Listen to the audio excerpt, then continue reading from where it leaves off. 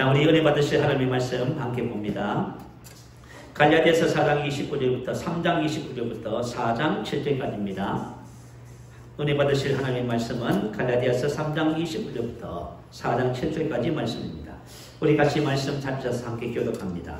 제가 3장 29절 말씀 먼저 받들어 봉독하겠습니다. 너희가 그리스도의 것이면 곧 아브라함의 자손이요 약속대로 유업을 이을 자니라.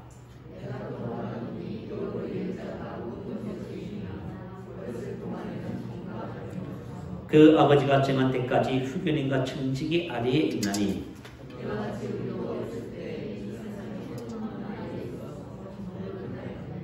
때가 참에 하나님이 그 아들을 보내사 여자에게서 나게 하시고 율법 아래에 나게 하신 것은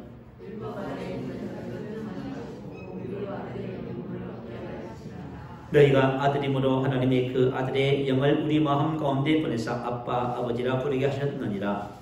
그러므로 내가 이후로는 종이 아니요 아들이니 아들이면 하나님으로 말미암아 유업을 받을 자니라. 아멘. 할렐루야. 자, 고개를 드시고 저를 보시고요. 저는 오늘 본문 말씀을 근거해서 상속자 이런 제목으로 말씀을 나누겠습니다. 여러분들이 저와 여러분이 상속에 대한 눈을 뜨면은 저와 여러분이 이 땅에 사면서 하나님의 아들로서 얼마나 큰 축복을 받았는지를 발견합니다. 우리가 여러 사람들을 만나서 말씀을 전해보지만 사람들이 자신이 상속자라는 사실을 몰라요. 그래서 아직까지 여전히 기복신앙, 번영신앙에 매여 있고요. 무엇이 기복신앙, 번영신앙인조차도 모르고 그렇게 신앙생활을 하고 있는 것을 보게 되어집니다. 오늘 말씀을 통해서 저와 여러분의 눈이 떠지는 역사가 있게 될 줄 믿습니다. 기복신앙이라는 것이 뭘까요? 기복신앙은 복받기를 기원하는 신앙을 의미합니다. 혹시 여러분들이 뭔가를 하면 복을 받아낸다, 복을 얻는다. 복을 받아내려고 하는 모든 시도와 태도는 기복신앙입니다. 기복신앙은 모든 종교에서 다 있습니다. 특히 이제 불교에서도 찾아볼 수 있어요. 여러분, 형각스님 혹시 들어보셨나요? 푸른 눈의 수행자. 이분은 예일대를 졸업하시고요. 하버드 신학대학원 비교 종교학과 아마 거기를 졸업한 것 같아요. 그리고 1999년 한국 불교에 입문을 했습니다. 그리고 현정사 주지를 지내시고 학예사, 국제선언 선언장 등을 지내며 한국 불교를 전 세계 지난 일에 귀한 일을 감당한 그런 분이십니다. 그런 그가 한국 불교를 떠나서 지금은 한국에 계시지 않아요. 자, 그분이 왜 한국 불교를 떠났냐 하면 원인 중 하나가요. 한국 불교의 기복신앙파라고 얘기를 합니다. 어떻게 보면 한마디로 신고한 것이지요. 여러분 절에 가면 기와 짱의 이름을 써서 막 쭉 이런 것을 봤을 거예요. 그것을 기와불사라고 합니다. 소원을 빌어서 자신의 인적사항을 적고요. 돈을 내면서 그것을 하는 거예요. 어떻게 보면 뭐 종교에서 전부 다 어떻게 하면 그죠? 기금을 조성할까 이런 것에 연구를 하고 있는 것 같아요. 영가 천도라고 들어보셨나요? 사람이 죽으면 사후 49일 또는 백중기도 등을 합니다.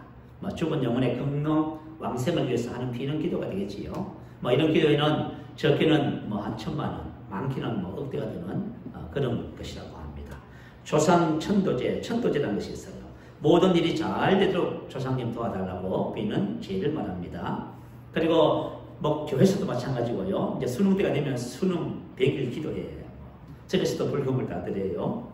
어느 절에 가서 불금을 드렸더니 복을 입었다 하고 소문이 나면은 사람들이 그 절에 확 몰리는 그런 경우를 보게 됩니다. 우리 교회 바로 위에 보면 빌라가 하나 있지요. 저 빌라가 짓기 전에는 어떤 아주머니가 이 땅을 사서 2동 원룸을 지었습니다. 원룸을 지으려고 했었어요. 왜냐하면 강남대 후문이니까 대학생들 세를 높게 해서 했는데요. 그런데 이 건물을 짓기 전에 보니까요. 하루는 아침에 목탁소리가 계속 들리는 겁니다. 그래서 창문을 열고 밖을 내다봤더니 이 마당에서 불공을 들이고 있는 거예요. 스님을 초청해놓고 음식을 차려놓고요. 한마 2시간 이상을 불공을 들이더라고요. 그래서 후에 알아봤더니 스님들이 오셔서 30분짜리 불공도 있고요. 1시간 불공, 2시간짜리 불공이 있답니다. 이것은 돈을 얼마나 많이 내냐에 따라서 시간이 길어진다고 그렇게 얘기해요. 그렇게 해서 전부 다 어떻게 보면은 교회 내에서 기독교나 종교라든가 이런 데서 자꾸 기금을 돈을 이렇게 사람들이 요구하는 그런 모습을 보게 되어집니다. 기복신앙은 불교뿐만 아니라 우리 민간신앙 그리고 우리 무속신앙에 계속 찾아볼 수 있지요. 여러분들이 아마 어렸을 적에 그런 것을 많이 기억할 것 같아요. 저도 어릴 적에요. 저희 할머님이 늘 물을 떠다 놓고 비는 것을 보면서 그렇게 자랐지요. 굿이라든가 부적, 풍수지리 등은 다 기복신앙에 해당됩니다. 우리 기독교 내에는 기복신앙이 없을까요? 기복신앙이 있습니다. 어떤 것을 하면 복을 받는다. 이 모든 것이 다 기복신앙입니다. 뭐 우리가 기도를 많이 하고요. 하나님 앞에 우리가 믿음을 표현하기 위해서 헌금을 드리고 뭘 하고 그러면 하나님께서 뭘 해주신다. 뭐 병을 고쳐주신다. 뭐 사업이 잘 된다 이런 거지요. 다 전부 기복신앙입니다. 자, D.L. 무디 목사님 그 전기를 보면 D.L. 무디 목사님 아시죠? 미국의 아주 유명한 부흥강사십니다. 이분의 전기를 보면은 그분이 사는 도시에 한 성도가 양조장을 짓고요. 양조장을 개원했습니다.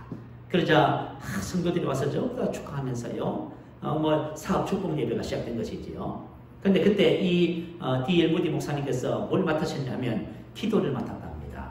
자, 이제 순서가 됐습니다. 목사님 오셔서 기도를 어떻게 하셨냐면 이런 내용입니다. 하나님, 성도가 양조장을 오늘 시작합니다. 그런데 양조장 사업이 번성해서 술을 많이 만들면 사람들이 술을 만들고 알코올 중독이 되고 가정에 불화가 일어나고 자녀들이 어떻고 이렇게 기도한 거예요. 그러니까 완전히 막 그냥 분위기가 어떻게 됐어요? 막 싸하게 마시고 버렸습니다. 그리고 말이죠. 예배를 드리고 나서 이 양조장을 개원한 성도가 고민이 생긴 겁니다. 며칠 고민하다가 목사님을 찾아왔대요. 목사님, 양조장 사업을 짓겠습니다. 여러분, 우리가 예배를 드리고 한다 해서 양조장이 복을 받으면 돼야 안 돼요. 여러분 한번 여러분 생각해 볼게요. 자, 그래서 기복신앙은 우리 삶에 우리 신앙 안에 너무 많이 이렇게 들어가 있는 것을 볼 수 있어요. 번영신앙이라는 것은 뭐냐면 성공의 복음을 가르치는 신앙을 말해요. 자, 그러면 왜 모든 종교가 기복과 번영을 긍정하고 현세를 긍정할까요? 왜 그렇게 할까요? 그것은 그렇게 해야만이 사람들이 많이 모인답니다. 그래서 말이죠. 그렇게 하는 거예요. 자, 기독교에서는 축복을 말씀하시지만 기독교는 기복신앙도 번영신앙도 아닙니다. 자, 오늘 본문 말씀 속에 여러분 답이 있어요. 자, 본문은 뭐라고 말씀하고 있을까요? 자, 29절 한번 볼까요? 너희가 그리스도의 것이면 곧 아브라함의 자손이요 약속대로 유벌이을 자니라. 유벌이을 자, 이 말은 상속자다 그 말입니다. 또 1절 한번 볼까요? 내가 말하는 유벌이을 자, 이것도 상속자라는 단어예요. 그리고 7절 한번 보세요. 하나님으로 말미암아 유벌 받을 자니라. 상속자 그 말입니다. 상속자는 복을 얻기 위해 구할 필요도, 성공을 위해서 복음을 알아야 할 필요도 없습니다. 상속자는 상속받는 거예요. 자, 그래서 오늘 저와 여러분이 상속에 대해서 눈을 뜨면은 우리 기복신앙과 번영신앙 그런 것에 관심을 두지 않게 됩니다. 오늘 상속에 대한 눈을 떠서 우리가 이 땅에 하나님의 아들들로 살아가는 복된 여성이 될 줄 믿습니다. 자, 어떻게 저와 여러분이 하나님의 상속자가 되었을까요? 상속자라는 것은 무슨 말이냐면 법률 상식 개시 후에 재산이나 기타의 것을 물려받는 사람을 상속자라고 합니다. 자, 저와 여러분이 어떻게 해서 하늘에서 모든 영적인 복을 상속받았을까요? 저와 여러분이 상속받은 것은 바로 하나님의 은혜로 된 것입니다. 자, 우리 본문 한번 4절과 한번 7절 한번 보십시다. 어떻게 해서 저와 여러분이 하나님의 상속자가 됐는지 한번 보실까요? 제가 읽어드립니다. 때가 참에 하나님의 그 아들을 보내사 여자에게서 나게 하시고 율법 아래 나게 하신 것은 율법 아래 있는 자들을 속량하시고 우리로 아들의 분분을 얻게 하려 하십니다.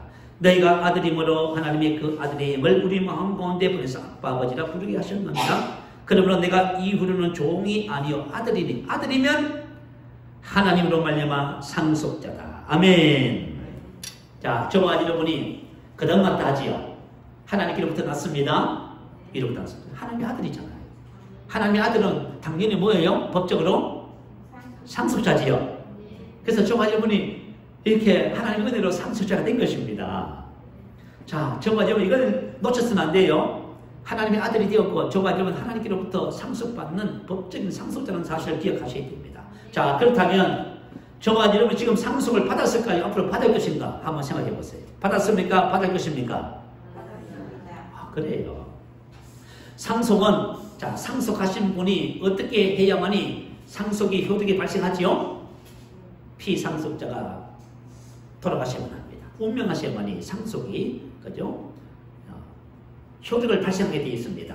그런데 상속하신 분이 돌아가시지 않으면 상속은 발효가 되지 않습니다. 자, 저와 여러분이 지금 어떻게 되었는지 히브리서 9장 15절부터 17절 말씀이에요. 자, 한번 올려주세요. 우리 이 말씀 한번 읽어보십시다. 이 말씀 속에서 우리가 지금 상속을 받았다는 사실을 말해주고 있어요. 자, 읽어봅니다. 시작. 이로 말미암아 그는 새 언약의 중보자시니 이는 첫 언약 때에 그만 죄에서 속량하려고 죽으사 부르심을 입은 자로 하여금 영원한 기업의 약속을 얻게 하려 하시니라. 유언은 유언한 자가 죽어야 되나니 유언은 그 사람이 죽은 후에야 유언즉 유언한 자가 살아있는 동안에는 효력이 없느니라. 자, 그는 새 언약의 중보시니, 자, 예수님은 새 언약의 중보다 그 말입니다. 새 언약, 언약이라는 말이 무슨 뜻이냐면 밑에 유언이지요. 유언이란 말이에요. 다시 말하면 유언장이란 말입니다. 자, 예수님은 새 언약의 중보시다. 이 말은 뭐냐? 새 유언장에 다시 말하면 하나님께서 우리에게 하나님의 상속을 주시는 중개인이시다. 그 말입니다. 중보자가 바로 그런 뜻이에요. 다시 말하면 전달의 매체이시다. 예수님은 저와 여러분에게 하나님의 유언을 우리에게 주시려고 오신 분입니다. 자, 근데 예수님이 어떻게 하셨다고요? 유언한 자가 죽어야 된다 하지요. 그래서 예수님이 죽으신 거예요. 왜요? 유언의 효력을 발생시키기 위해서. 자, 그래서 저와 여러분, 예수님께서 죽으심으로 말미암아 하나님의 새 언약의 유언장이 저와 여러분에게 주어졌습니다. 효력을 발생했습니다. 자, 여러분, 우리 이런 말 많이 듣지요. 대단한 부자 아버지가 있습니다. 그러면 자식들이 뭘 하려고 그래요? 뭐 유언을 받아내려고 눈도장을 자꾸 찍는다 그래요. 열심히 막 그죠. 자, 그래서 유언을 많이 받아내고 우리는 그런 개념이 아닙니다. 저와 여러분은 뭘 열심히 했어, 어떻게 했어, 잘 보였어, 유언을 받고 그런 것이 개념이 아닙니다. 저와 여러분은 아무 한 것이 없는데 그냥 하나님 은혜로 주어지는 유언입니다. 그리고 우리의 유언은 다 동일해요. 더 많이 받고 더 적게 받고 제가 받은 것이나 여러분이 받은 것이나 뭐 대단한 사람이 받은 것이나 유언은 다 똑같습니다. 자, 그러면 오늘 저와 여러분 우리가 받은 상속이 어떤 것인가 하는 거예요. 저와 여러분이 이 부분에 대해서 눈을 뜨게 되시기 바래요. 자, 우리가 받은 상속이 어떤 걸까요? 세 가지 내용이 있어요. 첫 번째는요. 자, 먼저 로마서 8장 17절입니다. 자녀면 또한 상속자 곧 하나님의 상속자예요. 자, 저와 여러분의 자녀이기 때문에 당연히 상속자고 하나님 아버지의 상속자입니다. 그리스도와 함께한 상속자. 자, 그리스도와 함께한 상속자, 공동 상속자, 함께 상속자 그 뜻이에요. 다시 말하면 우리 안에 계신 그리스도가 갖고 계신 모든 것이 상속이다 그 말이에요. 야, 여러분, 내 안에 계신 그리스도가 갖고 계신 모든 것이 저와 여러분의 상속입니다. 이게 말이죠. 얼마나 놀라운 것인지 몰라요. 아, 이것을 우리가 알게 되면은 저와 여러분의 삶의 고백과 삶의 태도가 완전히 달라지게 돼 있어요. 자, 그러면 그리스도 안에서 주어진 상속이 어떤 것인가요? 첫 번째는 만물을 상속받습니다. 하나님은 모든 것의 주인이라 하시지요. 왜냐하면 태초에 하나님이 천지를 창조하셨잖아요. 그래서 하나님은 만물의 주인 되십니다. 그리고 예수님은요. 예수님은 만물의 주인 되시지요. 요한복음 17장 10절에 기록합니다. 내 것은 다 아버지 것이요 아버지의 것은 내 것이온데 내 것은 다 아버지의 것이요 아버지 것은 다 내 것입니다. 그래서 예수님께서 뭐지요? 예수님은 만물은 다 나의 것이라고 얘기해요. 아마 우리나라 그 소설 보면 그 홍보 놀부진에 보면 놀부가 이렇게 말을 합니다. 내 것은 내 것이요 너 것도 내 것이요. 아마 이 하나님의 말씀을 이거 바꿔가지고 놀부가 말한 것 같아요. 자, 어쨌든 예수님은 아버지 것은 다 내 것이고 내 것은 다 아버지 것이라 하셨습니다. 이건 뭐예요? 예수님과 아버지는 하나잖아요. 그러면 저와 여러분 오늘 본문은 뭐라고 이렇게 했어요? 갈라디아서 4장 1절 내가 또 말하노니 유업을 이을 자가 상속자가 모든 것의 주인이라. 상속자가 모든 것의 주인입니다. 주인이라는 무슨 뜻이냐면 나는 이다 그 말이에요. 나는 모든 것의 주인이다 그 말입니다. 자, 하나님께서 모든 것의 주인 되시고 또 예수님께서 모든 것의 주인 되시고 저와 여러분도 모든 것의 뭐예요? 와, 대단하네요. 이제부터 저와 여러분이 가졌다 못 가졌다 이제 못 살인 못해. 그죠? 모든 것의 뭐예요? 주인이네요. 와, 놀랍네요. 자, 고린도전서 3장 21절부터 23절 말씀을 좀 올려주세요. 한번 읽어보십시다. 시작. 그런즉 누구든지 사람을 자랑하지 말라. 만물이 다 너희 것입니다. 바울이나 아볼로나 게바나 세계나 생명이나 사망이나 지금 것이나 장래 것이나 다 너희의 것이요 너희는 그리스도의 것이요 그리스도는 하나님의 것입니다. 자, 하나님의 것은 그리스도의 것이고 그리스도의 것은 누구 것이에요? 저와요. 그리스도가 가지고 있는 모든 것은 누구 것이에요? 저와의 것이에요. 그래서 우리가 이렇게 말을 해야 돼요. 내 것은 다 주님의 것이고 주님의 것은 다 누구 것이에요? 아니 다시 내 것은 다 주님의 것이고 주님의 것은 전부 다 누구 것? 내 것입니다. 여러분 그렇게 말해야 돼요. 주님의 것은 전부 다 내 것입니다. 자, 그래서 저와 여러분 도대체 주님의 것은 다 내 것인데 그 모든 것이 무엇인가 하는 것입니다. 오늘 다 기록해 놨네요. 바울이나 아볼로나 이렇게 봐라. 바울, 아볼로 이렇게 봐야 대단한 사역자들이지요. 그죠? 기둥 같은 그런 사역자들, 사도들입니다. 자, 이 사람들은 초대교회의 기둥 같은 그런 분들이지요. 그런 분들이 누구를 위해서 계십니까? 근데 골로교회 성도들, 저와를 위해서 계신 거예요. 자, 우리 성경을 보면 하나님께서 교회 안에 사역자, 5 사역자를 세웠답니다. 왜 하나님께서 에베소서 4장에 보면 사역자를 세웠다고 말하지요? 제가 읽어드릴게요. 4장 11절 이하입니다. 그가 어떤 사람은 사도로, 어떤 사람은 선지자로, 어떤 사람은 복음 전하는 자로, 어떤 사람은 목사와 교사로 삼으셨어요. 하나님께서 임명하시고 세우셨다고 말이에요. 왜 세우셨어요? 이는 성들을 온전하게 하여. 이는 누구를 위해서 세웠어요? 여러분을 위해서 세웠어요. 그 제가 존재하는 이유가 뭐예요? 여러분을 위해서 존재하는 거예요. 우리 옛날에 신앙생활 하다 보면 아이고 세상에 그 교회가 왜 다냐? 목사를 위해서. 이 사람들이 잘못 이해하고 있어요. 여러분 교회에 사역자를 세우신 목적은 성도들을 위해서 세웠습니다. 그러면 성도님들 뭘 어떻게 하라고 세웠을까요? 온전한 사람을 이루어 그리스도의 장성한 분량이 충분한 데까지. 다시 말하면 영적으로 성장했어. 영혼이 잘된 같이 범사에도 강렬한 축복의 사람을 세워라 그 말입니다. 성도를 하나님을 닮은 그리스도의 형상을 닮은 온전한 성숙한 사람을 세워라 그 말이에요. 그러니까 여러분들이 저와 여러분이 정말 이 일을 잘 해야만 합니다. 그래야 영혼이 잘된 같이 범사에 강렬한 복을 받게 되지요.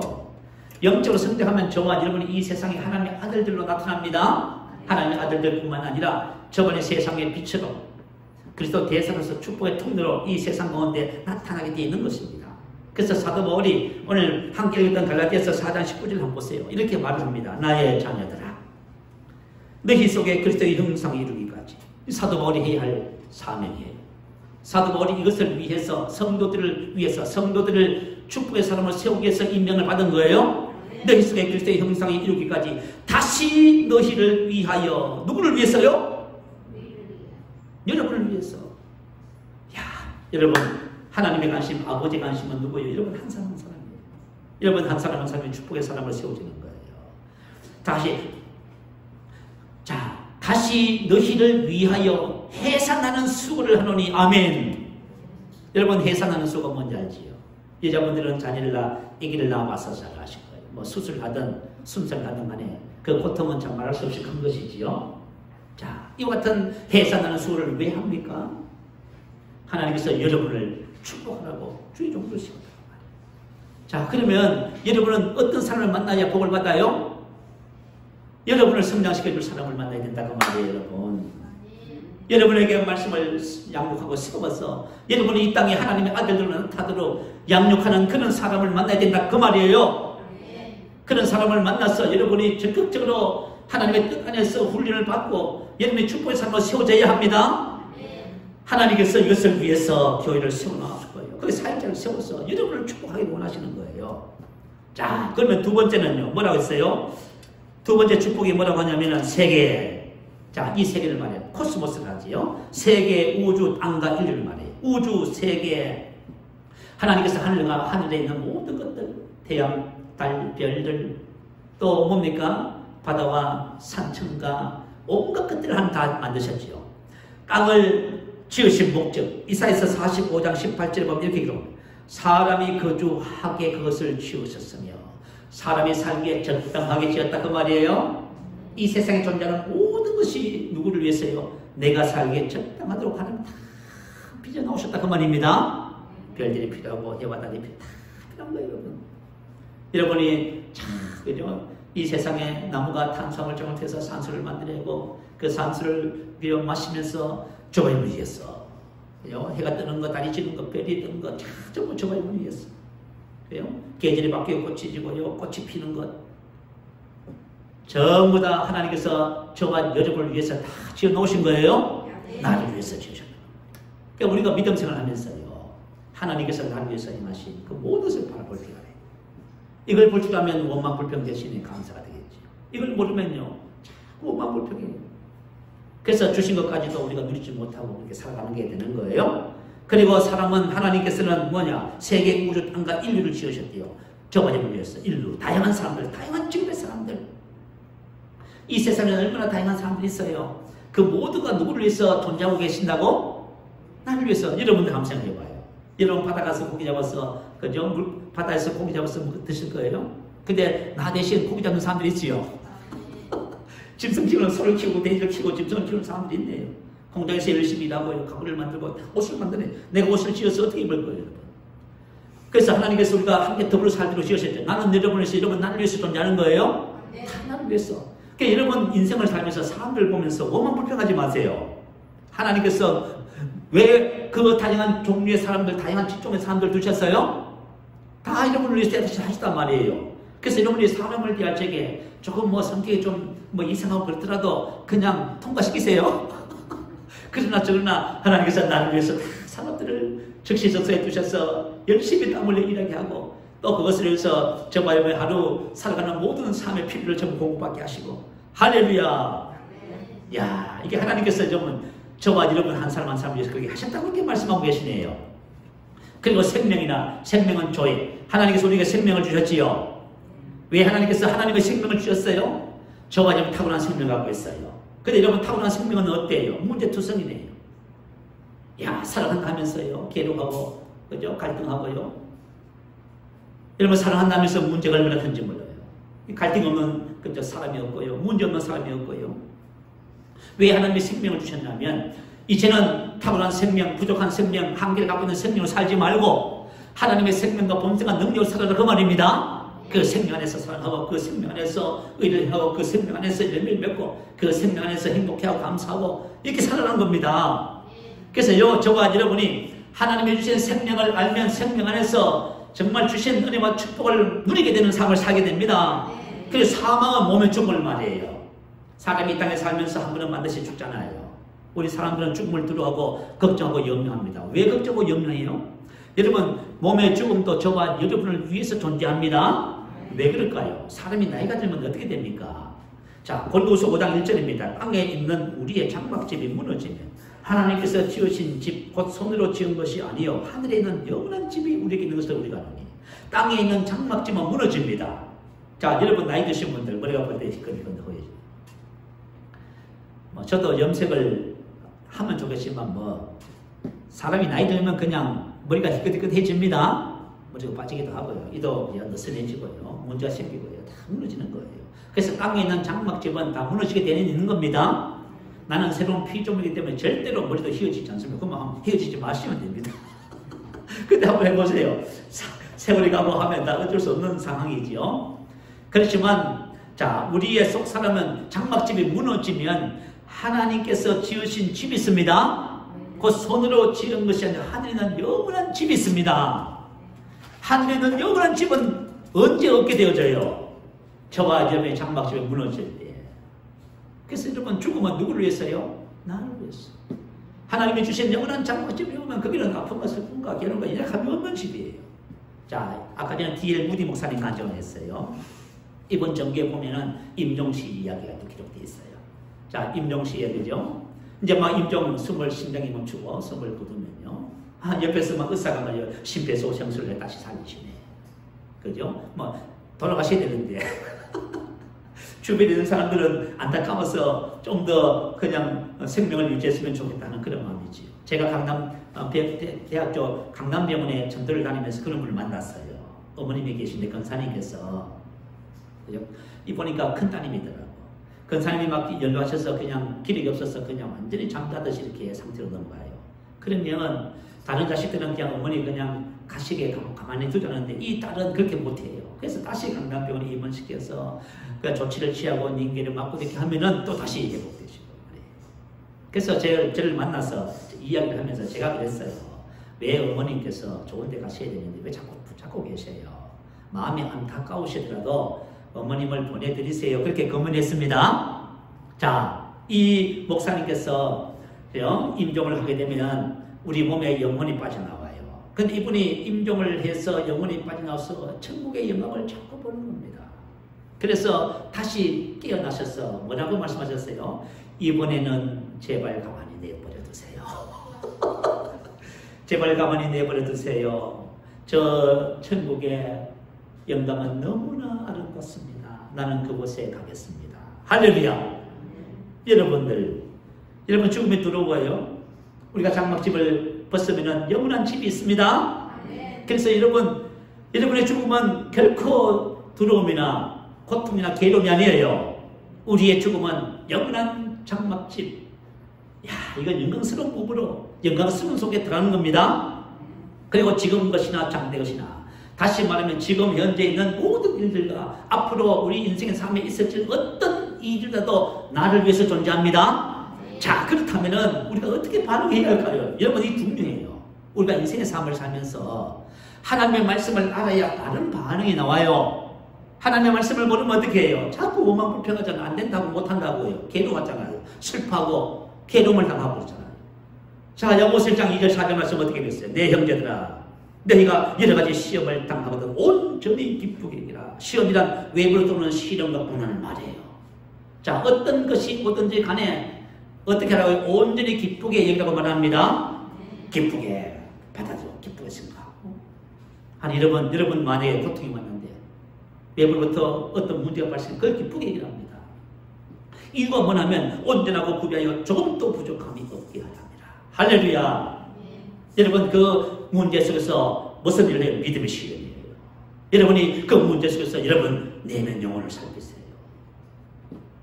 왜 여러분 낙심하고 좌절하고 원망하고 불평하고 화를 냅니까? 그 영혼 속에 있는 옛것을 더러운 것을 버리세요. 여러 가지 시험과 문제들은 우리 영혼을 보게 하는 거예요. 나를 보게 하는 거예요. 그래서 그것을 옛것을 벗어버리고 하나님께서 주신 새로운 것을 자꾸 입습니다. 옛사람을 벗어버리고 오직 신령이 새롭게 되어 하나님을 따라 의와 진리의 거룩함으로 지으심을 받은 새사람을 입습니다. 그래서 우리가 온전하게 준비가 되어서 이 땅에 하나님의 영광스러운 축복의 통로로 나타나게 되는 것입니다.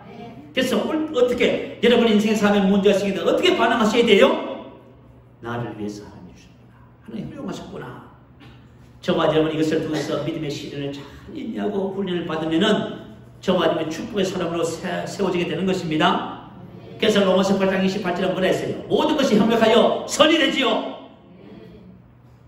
그래서 저와 여러분이 인생의 삶을 하나님의 뜻 안에서 나에게 주신 것을 알고 바르게 반응할 때 이와 같은 열매가 결과를 낳게 되는 거예요. 근데 만약에 저와 여러분이 이렇게 반응하지 않으면요, 여러분 인생의 삶이 망가지잖아요. 그래서 하나님께서 나에게 주신 상속을 나가는 것이 너무 중요합니다. 너희는 그리스도의 것이다 이렇게 말했습니다. 자, 여러분 자식이 잘 되면 여러분이 잘된 것보다 더 마음이 기쁘지요. 여러분 참 희한해요. 여러분 자식을 낳아서 키워보신 분들이지요. 자녀가 잘 되면 어때요, 기분이? 여러분 자녀가 잘 되면은요, 그죠? 여러분이 그죠? 잘된 것보다 100배 1000배나 더 기뻐요. 그 자식이 아프면요, 자식이 고통을 당하면요, 대신 아파주고 싶죠. 왜 그런 마음이 들어요? 그 자식은 누구 것이에요? 내 자식이지요. 우리가 그리스도의 것이라는 것이 뭘까요? 왜 그리스도께서 나를 위해서 피를 흘려서 고통을 당하시고 나를 자기 것으로 그리스도의 것으로 만드신다 하면 하나님 보호조편에 지금 무슨 일을 하고 계세요? 저와 여러분을 변호하고 계신다 하지요. 여러분 변호하고 중보하고 계신다잖아요. 왜요? 저와 여러분이 누구 것입니까? 그리스도의 것이에요, 여러분. 이걸 알아셔야 돼요, 여러분. 이것을 아시고 저와 여러분 인생의 삶에 모든 것이 나를 위해서 존재하고 나는 그리스도의 것임을 여러분들이 그것을 기업으로 상속으로 받았음을 기억하셔야만 합니다. 두 번째 상속은 그리스도 안에 있는 상속입니다. 고린도전서 1장 30절 31절 우리 이 말씀을 한번 찾아보십시다. 자, 앞으로 조금 말씀을 넘겨보세요. 고린도전서 1장 30절 31절입니다. 자, 우리 말씀을 함께 읽어보겠습니다. 자, 시작. 너희는 하나님으로부터 나서 그리스도 예수 안에 있고 예수는 하나님으로부터 나와서 우리에게 지혜와 의로움과 거룩함과 구원함이 되셨으니 기록된 바 자랑하는 자는 주 안에서 자랑하라 함과 같게 하려 합니다. 아멘. 자, 저와 여러분의 유산, 유업, 기업은 그리스도 안에 있는 것입니다. 그리스도의 의로움, 지혜와 거룩과 구속과 능력이 전부 다 누구 것이에요? 저와 여러분 것이다. 그래서 이것을 성경은 뭐라고 기록했냐면 골로새서 2장 9절 이렇게 기록해놨어요. 그 안에는 신성의 모든 충만이 임시를 것이고, 자, 예수님 안에는 하나님의 충분한 본질을 말해요. 하나님의 충분한 본질이 충분하게 가십니다. 다시 말하면 조금도 부족함이 없이 하나님의 충분한 본질을 완벽하게 주님은 갖고 계신다 그 말이에요. 그리고 난 다음에 너희도 그 안에서 충만하여졌으니 너희도 바로 충만이다 그 말입니다. 봐요. 내 계신 그리스도로 말미암아 저 말이면 하나님의 신성의 충만한 본질이 충만합니다. 그래서 저 말이면 부족함이 있어요 없어요? 그럼 많이 봐요. 여러분들이 혹시 여러분들이 나는 부족한데 나 안 합니다 못합니다. 그럼 여러분 기업을 몰고 있어서 그래요. 그래서 눈을 떼야 돼요. 우리가 눈을 뜬다는 것이 너무 중요해요.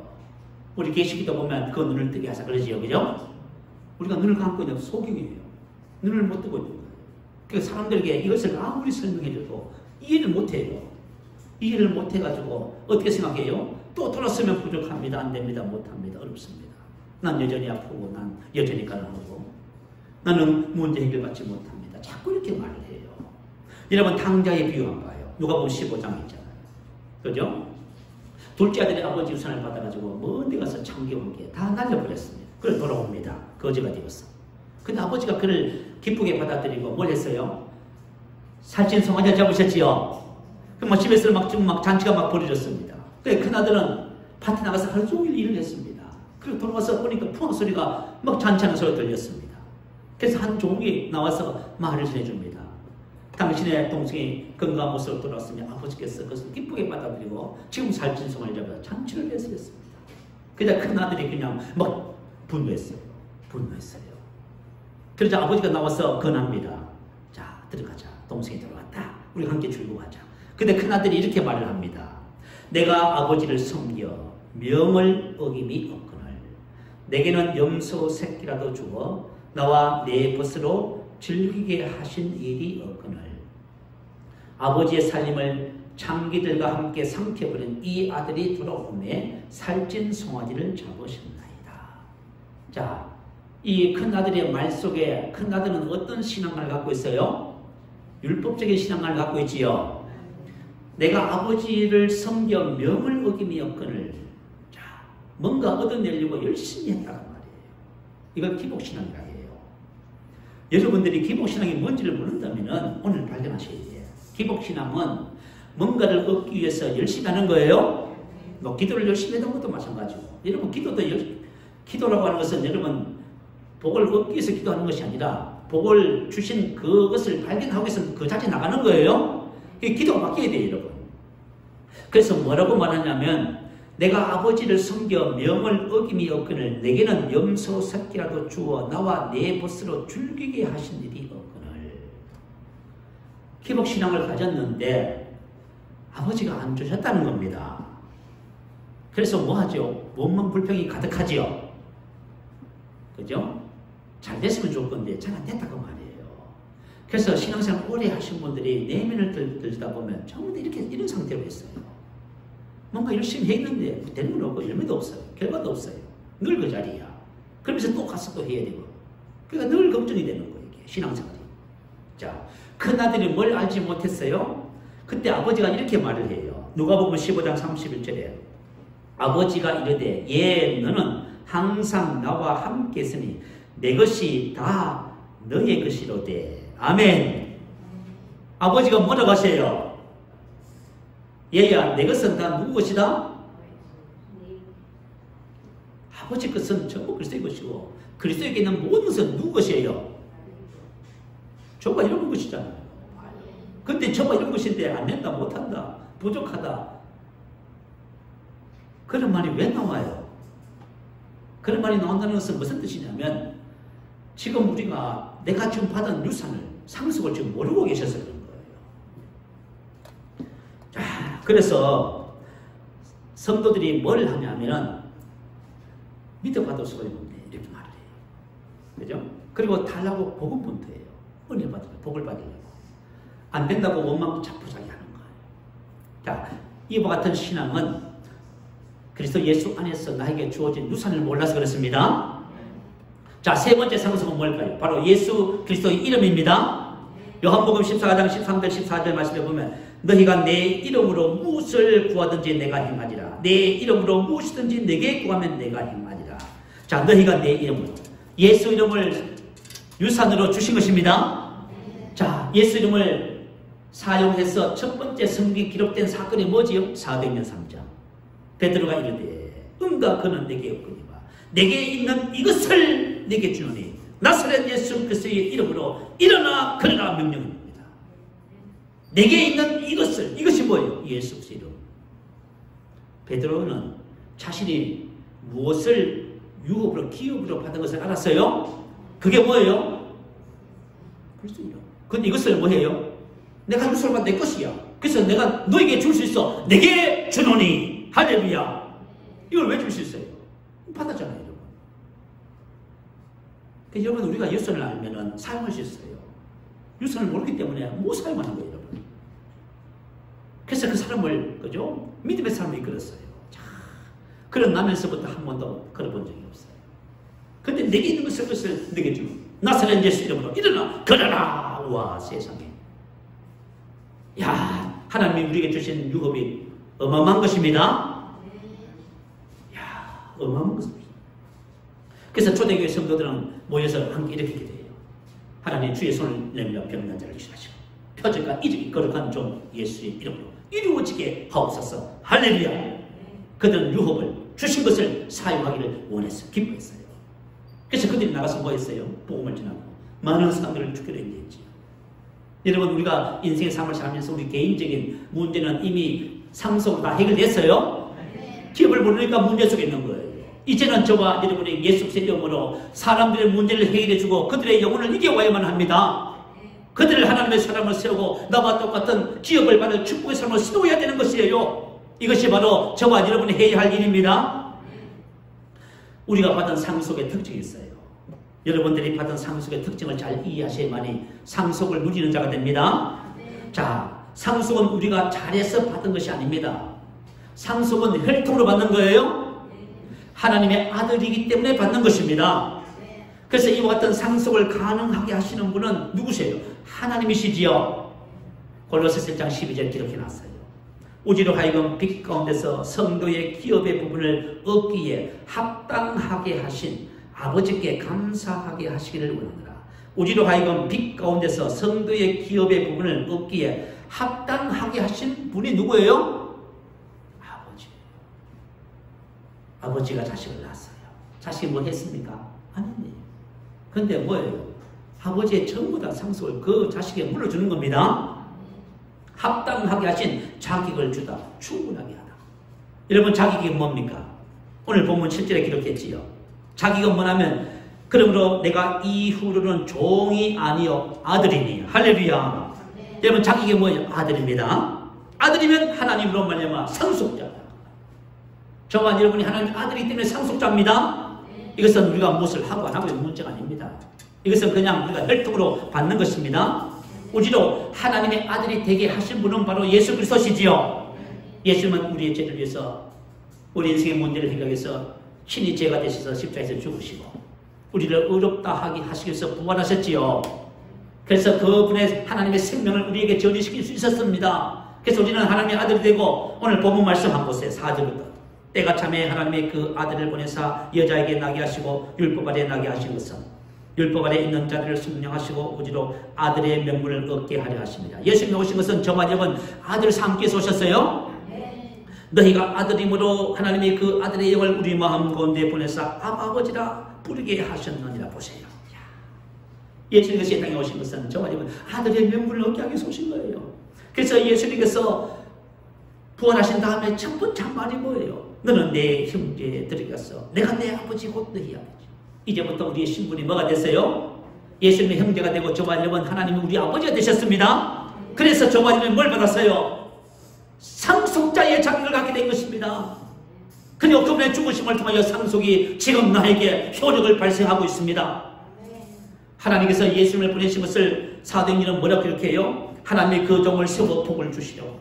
하나님께서 예수님을 보내 복을 주시려고. 그 복이 뭐예요? 상속의 복이에요. 그 눈을 뜨게 하여 어둠에서 빛으로 사단의 권세에서 하나님께 돌아오게 하고 제3과 나를 믿어 거룩하게 된 무리 가운데 기업을 얻게 하리라. 할렐루야. 뭘 얻게 해요? 기업의 복이에요. 예수님을 통해서 하나님이 말씀하신 복은 기업의 복이에요. 상속의 복이에요. 그 눈을 뜨게 하여. 자, 여러분, 지금 우리가 옛날에 신앙생활 할 적에요, 안타까운 것은 눈이 떠여지지 않는 거예요. 그래서 하나님이 주신 것을 못 보는 거예요. 지금 성도님들이 다 안돼요.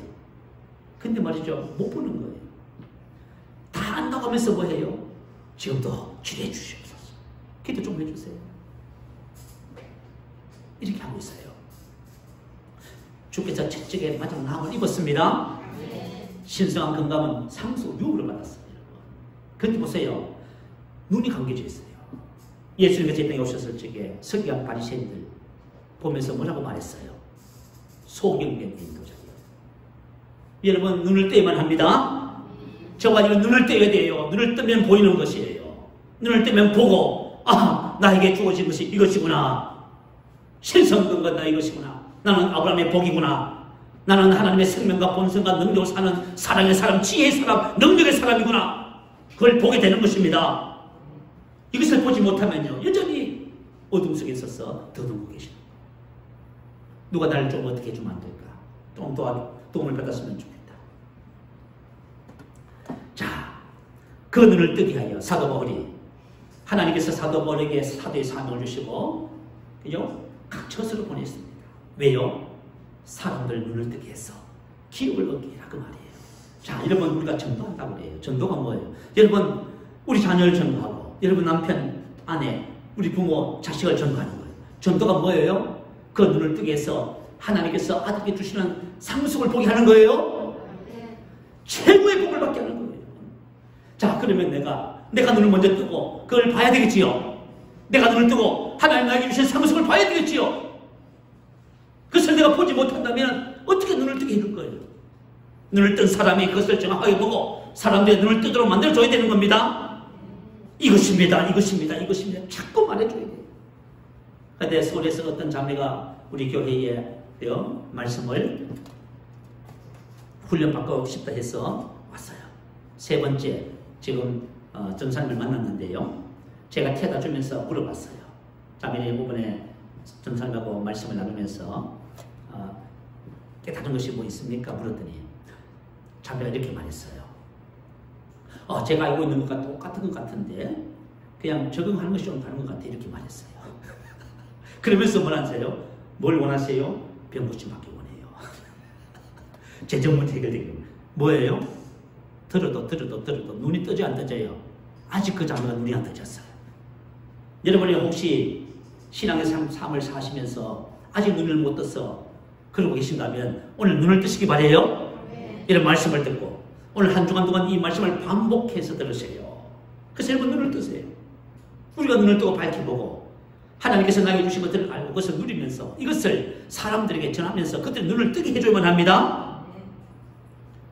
그래서 눈을 뜨는 것이 너무너무 중요해요.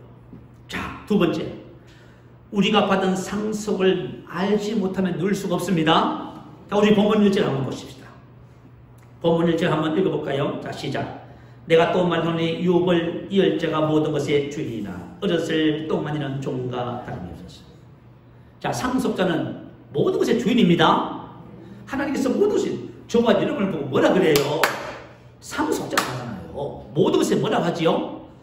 주인이라고 하잖아요, 여러분. 다시 말하면 키리오스, 여러분 것이다.